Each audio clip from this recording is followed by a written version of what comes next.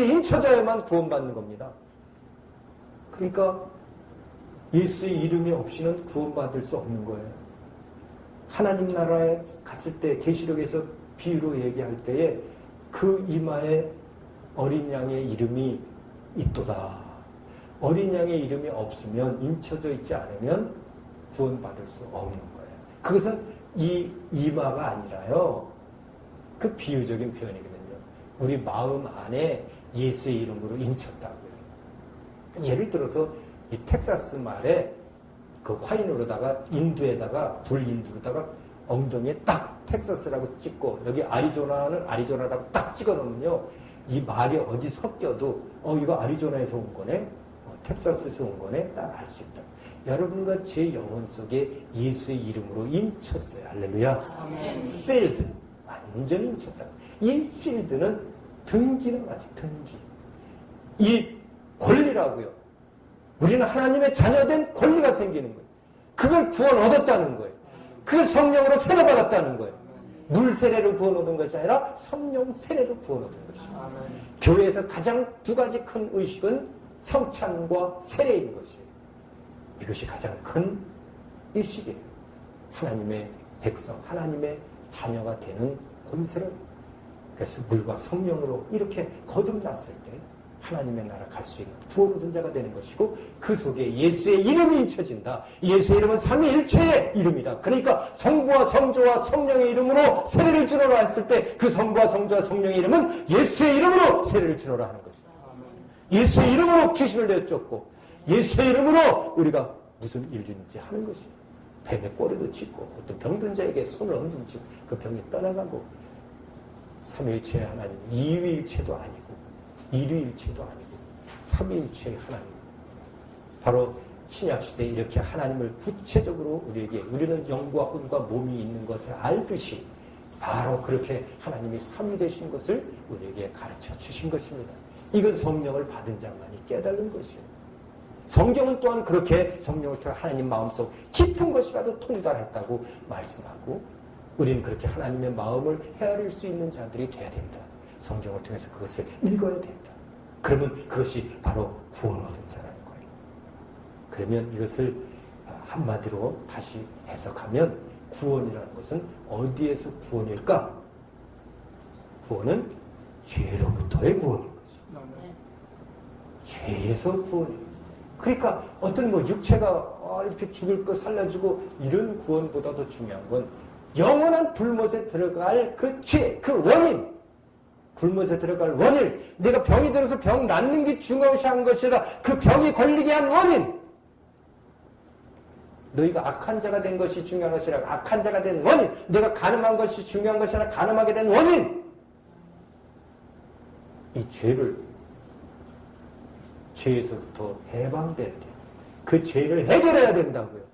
죄를 해결하지 않고는 내 육체가 나았어도, 문둥병이 나았어도, 내가 귀신이 떠났어도 아무 소용이 없어요. 그러니까 이 구원받아야 돼요. 구원이 그만큼 귀한 거예요. 내 육체가 죽을지라도 영혼은 구원받아야 돼요. 바울이 그렇게 표현하고 있지 않습니까?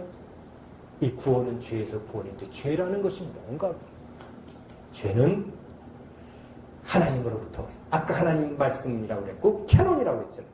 이 기준이라고 그랬잖아요. 의의 기준이요, 진리의 기준이요, 생명의 기준이라고. 이 기준으로부터 멀어진, 하말티아, 멀어진 것이 죄예요. 그러니까 구원이라는 것은 하나님의 죄, 하나님부터 멀어진 것으로부터 회복되어야 된다. 그 하나님에게 가까이 해야 하고 하나님 안으로 돌아오는 것이 구원이에요. 우리 마음이 하나님으로 돌아와야 된다고요. 그것이 구원 얻은 거예요. 내가 아직 하나님의 마음에 있지 않고 아직 세상의 마음에 있는데 구원 얻었다고 할 수 없어요. 우리 마음이 주님, 내가 혹시 세상에 마음이 있을지라도 내 죄성 때문에 주님, 난 이거 주님한테 돌아가야 했는데 내 육체가 이 몹쓸 육체입니다. 용서하옵소서. 구원 얻은 자예요. 네, 깨달았어요. 아는 거예요. 가늠한 여인을 보고 예수 그리스도께서 그를 정죄하지 않았어요. 죄 없는 자가 돌로 치라. 현장에서 잡힌 여인이에요. 나도 너를 정죄하지 않겠노라. 그러나 다시는 이런 일을 하지 마라. 이 원인을 내가 제거하니 다시 그 원인이 들어가게 하지 말라 하는 거죠. 여러분, 그게 죄 용서 아니에요. 죄 용서 받은 사람은요, 끊어요. 죄성이 나타날 거 다 끊어버려요. 그러니까 죄성이 나타나는 만한 같이 딱 끊다 보니까 담배도 끊고 술도 끊더라고요. 뭐 담배 피고 술 먹는다고 구원 못 얻는 건 아닙니다. 그러나 끊다 보니까 세상에 속해서 해로운 것들은 다 끊어버리더라고요. 이게 얼마나 이것이 구원 얻은 자의 바로 표적이거든요. 표적이라고 겉으로 드러나게 됐어요. 겉사람은 계속적인 생활을 이뤄갔다고. 구원 얻은 자예요. 구원은 죄로부터 구원이고 죄는 하나님부터 멀어진 것이니까 이 죄 구원 얻은 자라는 것은 하나님이 가까워지고 내 마음을 하나님이 돌린 것이요. 내가 믿음이라는 것은 바로 구원을 얻게 돼요. 믿음으로 구원을 얻는 것인데 믿음으로 구원 얻다는 것은 하나님의 말씀이 레마가 되어서 내 속에서 이미 하나님의 말씀이 깨달아지고 그것을 행하고 있는 자다. 하나님에게 완전히 돌아왔다. 그러므로 그것이 구원 얻은 것이다. 이 구원에 대해서 사실 그렇기 때문에 우리가 이 죄를 아담에서부터 지었잖아요. 그러니까 구원의 대상은 아담으로부터 온 인류가 다 구원의 대상이에요. 근데 거기서 구원 얻지 못한 자들이 나오는 거죠. 구약시대에 이미 물로 쓸어버린다는 자도 있고, 또 예수 그리스도 올 길을 마련한 그 이스라엘도 있고, 또 신약시대에 살아서 믿는 자는 영원히 죽지 아니하리라. 바로 살아서 믿는 우리 예수 그리스도를 통해서 우리 영이 완전히 살아났는데 그것도 살아난지도 모르고 계속적으로 죄를 짓고 사는 것이 얼마나 안타깝습니까? 그런데 죽게 되는 것이고, 결국에 이제 우리는 그 아담으로부터 지은 그 모든 죄를 예수 그리스도 하나님의 이름을 통해서 완전히 우리 죄사함을 받는 것입니다. 그렇다면 우리는 하나님에게 완전히 돌아가는 것이고, 이 죄사함에 대한 말씀도 성경을 통해서 우리가 확실히 깨닫게 해주고 있어요. 그 죄사하는 길은 누굴 통해서 이루어졌는가? 예수의 이름, 예수의 이름으로 오신 하나님의 아들을 통해서 그 일들이 이루어진다. 여러분, 구약시대 때 보면 이 대속죄일이라는 것이 있죠. 대속죄일. 아주 그 1년에 한 차례 이 전 이스라엘 백성이 다 죄사함을 받았느니라 하고 나팔을 팍 들면서 막 기뻐하는 그런 제사를 드렸어요. 1년에 한 차례. 거기에 이제 아사셀 양이라고 나와요. 이 예수 그리스도를 예표한 겁니다. 구원을 예표한 거예요. 이스라엘 백성의 구원을 통해서 예수 그리스도 통해서 모든 이 백성들의 죄사함 받을 것을, 새 이스라엘의 죄사함 받을 것을 예표한 것이죠. 그때의 이 양 2마리를 또 다른 성경에서는 염소 2마리로도 표현될 수도 있어요. 근데 한 마리는 아사셀, 거기 모든 이스라엘의 죄를 안수해서 광야로 내보낼 양이고, 한 마리는 희생양. 그는 잡아서 각을 떠서 그 피를 가지고 법궤까지 들어가는 양이에요. 예수 그리스도께서는 이 혼자서 그 두 양의 역할을 다 감당한 거예요. 그래서 예수 그리스도를 희생양이라고도 표현하고 아사셀 양이라고 이렇게 비유로도 얘기하는 것이죠. 아사셀 양의 역할과 희생양의 역할에 따라서 신학적으로 이게 배상설이니 또 구속설이니 이런 설이 나오게 된 건데, 이걸 누가 옳으냐 틀린다 그걸 얘기하지 말고 성경대로 해석하면 되는 거예요. 다 옳은 방법입니다. 예수 그리스도께서 아사셀에게 역할을 했을 때는 이건 배상설과 연결이 되는 거예요. 배상설이라 이렇게 막 우리는 주장하는 게 아니라 연결이 된다. 그렇죠? 또 이 희생양을 통해서 이루어진 그 내용은 이제 구속설이다 하는 거예요. 자, 그러면 이 아사셀 양의 역할은 어떤 역할일까? 자, 우리 인간에게 죄가 들어올 때 그 죄가 들어온 원인이 어디서입니까? 바로 마귀죠. 예배. 마귀로부터 미혹을 받아서 죄가 들어왔잖아요. 죄는 뭐야? 하나 더 멀어지는 거라고 그랬잖아요. 그러니까 그 죄가 우리에게 들어오면 우리가 멀어져서 그 선악과가 모험죄하고 보암죄고 죄를 만큼 탐스러워지니까 하나님의 말씀으로도 멀어져 버렸고, 그러므로 죄를 지은 거 아니에요. 불순종의 죄죠. 그 죄가 마귀로부터 왔다고요. 그러니까 이 마귀는 처음부터 범죄한 자라, 아담보다 더 먼저 범죄한 자라, 죄를 짓는 자는 마귀에게 속한다. 마귀는 처음부터 마귀로부터 범죄한 자라, 최초의 범죄자라 라고 얘기하거든요. 그 최초의 범죄자가 마귀도, 그 마귀로부터 우리 죄의 영향을 받은 거예요. 그러니까 아사셀 양의 역할은 이스라엘의 모든 죄를 거기에 안수해서, 죄를 거기다 그 아사셀 양에다가 다 안수해서 그 광야를 몰아내요. 광야에 나갔더니 뭐가 있겠어요? 아사셀 양이 나가니까. 예수님께서 광야로 나가니까 뭐가 있어요? 마귀가 있잖아요. 거기 들짐승이 있다고요. 이 아사셀 양을 그 짐승이 잡아먹는 것입니다. 잡아먹을 때 이 아사셀 양은 뭐를 가지고 나갑니까? 죄를 가지고. 죄를 다 가지고 나갔어요. 그 죄를 가지고 나간 양을 아사셀 양이다. 근데 짐승이 잡아먹어요. 그 죄가 마귀로부터 왔는데 이 죄를 마귀에게 다시 돌려보낸 역할이 되죠. 그것을 비유한 것이다. 배상이 된다. 네. 또 예수 그리스도께서 이 피를 흘리신 것은 그 죄를 대속하기 위함이다. 라고 표현합니다. 이 구약시대 이 대속죄일날 제사 지냈던 이것은 바로 예수께서 십자가에 죽으신 그 사건을 예표한 것입니다. 그래서 그 죄짐을 지고 한 어린 양이로다라고 표현했던 것들이 다 이러한 내용과 상통되는, 성경은 유기체적으로 다 이렇게 연결이 돼 있어요. 피와 핏줄에 연결되고 심줄과 심줄이 연결돼서 머리에 피가 발에 피도 막 흐르듯이 연결이 돼 있어요. 그리고 무지개가 빨주노초 파남보에서 빨강이 어디 위에서부터 시작하죠? 밑에서부터 시작하나요? 위에서죠? 위에서부터 시작하죠. 빨주노초 파남보. 쌍무지개 뜨죠? 쌍무지개는 어디서부터 빨강일까요? 밑에서부터 빨강입니다. 그건 빨주노초 파남보 이렇게. 쌍무지개가 뜨면 거꾸로예요, 색깔이. 하나님의 이 내용은요, 이 성경에 나온 내용은요, 성령에 감동되어야 인간들이 생각할 수 없는 것들을 생각나게 해요. 하나님의 사람들만 알 수 있는 것. 우리가 이 시간 이렇게 함께하고 있고 또 이 시간을 통해서 지금 오늘 우리가 연구한 것들을 다시 정리하는 시간이잖아요. 다 정리했던 것을 다시 한번 지금 리바이벌 하는 겁니다.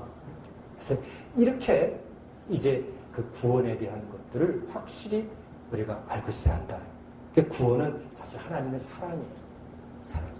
죄에서 의롭다함을 주는. 그 구원의 서정이라는 것도 사실 우리가 알았는데 이 구원은 우리에서 시작된 것이 아니라 하나님에게 시작됐다. 이 구원은 하나님의 사랑인데 사랑은 내가 먼저 하나님을 사랑하는 것이 아니라 하나님께서 우리를 먼저 사랑했다. 그 먼저의 사랑을 어떻게 했을까?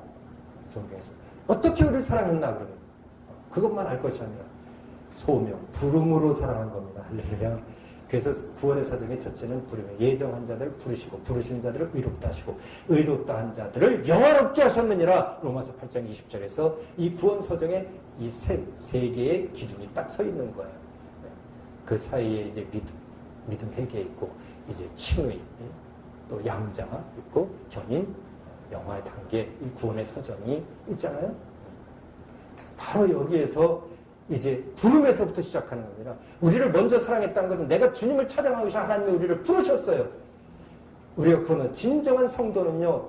내가 하나님을 믿었으니까 하나님을 내가 교회를 찾아갔으니까 하나님 믿었지 그게 아니라 나는 죄인이었는데 주님께서 나를 부르셔서 이 자리까지 나를 인도하셨으니 내가 주를 위해서 내 몸 바치겠나이다. 이런 고백이 항상 살아있어야 됩니다. 그게 우리 부름받은 자입니다. 여러분과 저는 부름받았기 때문에 하나님의 종으로서 오늘 이 시간 함께 모여서 우리가 함께 말씀을 나누고 있는 것입니다. 아멘. 이게 부름에서부터 시작했어요. 그렇다면 여러분과 제 안에 있는 주님의 이 심정을 가지고 이 마음을 가지고 우리도 구원 얻지 못한 자들을 불러야 되지 않습니까? 그 불러러 다니는 것이 바로 전도인 것이에요. 우리도 주님의 심정으로 나도 부름받아 이제 주님의 사명자가 됐으니 나도 저들의 영혼을 주님께서 부르는 자가 되게 하옵소서 하고 여러분이 부를 때 그것을 선포하고 주님께서 선포하는 내 영혼아 나를 따르라. 내 모든 재물 다 가난한 자들에게 나눠주고 나를 따르라. 주님께서 세상에 속한 모든 것들 그것을 정리시키고 한 가지 한 가지 정리시키고 그래서 주님에게 마음을 돌아가게 하고 세상의 어떤 미혹보다 주님을 더 좋게 해서, 그래서 우상을 섬기지 못하는 것부터 해서 세격에 대한 문제, 또 세상 문화에 대한 것들, 이런 것들로부터 회개하게 하여서 하나님에게 돌아오도록 자꾸 불러야죠. 자꾸 불러야죠.